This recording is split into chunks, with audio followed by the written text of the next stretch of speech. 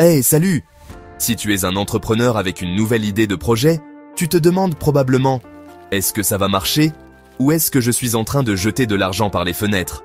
Aujourd'hui, je vais te montrer ma méthode préférée pour analyser rapidement n'importe quel projet. Et crois-moi, c'est l'une des meilleures qui existent.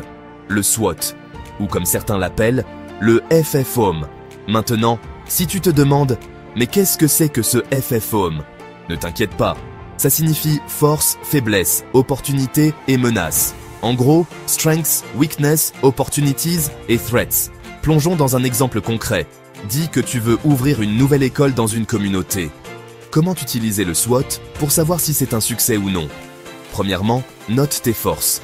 Pour une nouvelle école, ça pourrait être une vision éducative claire et moderne, la capacité d'offrir des programmes différenciés, comme des langues supplémentaires, des cours de technologie, ou des compétences pratiques, un leadership motivé et un fondateur engagé, peut-être même une équipe fraîche d'enseignants jeunes ou innovants.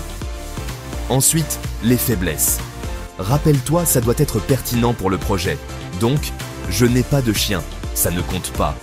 Pour notre école, les faiblesses pourraient être entrer dans un marché déjà saturé, une faible notoriété locale, des fonds de démarrage limités, pas beaucoup d'infrastructures prêtes au lancement.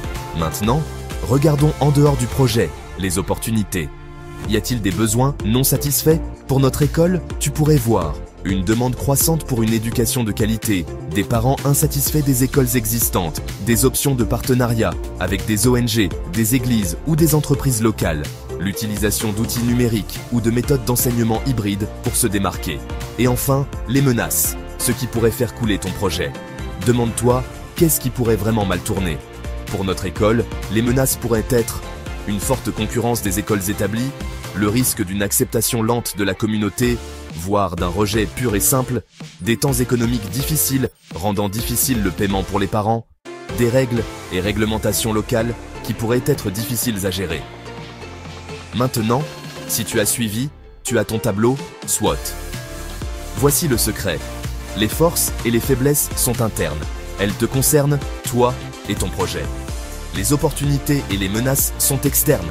Elles viennent du monde qui t'entoure. Mais ne t'arrête pas là. Pour que ton projet soit vraiment viable, tu dois t'attaquer à chaque faiblesse clé et à chaque menace majeure. Cela signifie élaborer un plan pour chaque défi.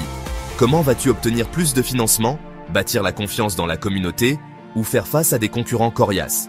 Si tu as trouvé cette vidéo utile, clique sur le bouton j'aime, abonne-toi et dis-moi ce que tu en penses dans les commentaires. Et jette un œil à mes autres vidéos pour améliorer ton jeu entrepreneurial. À la prochaine!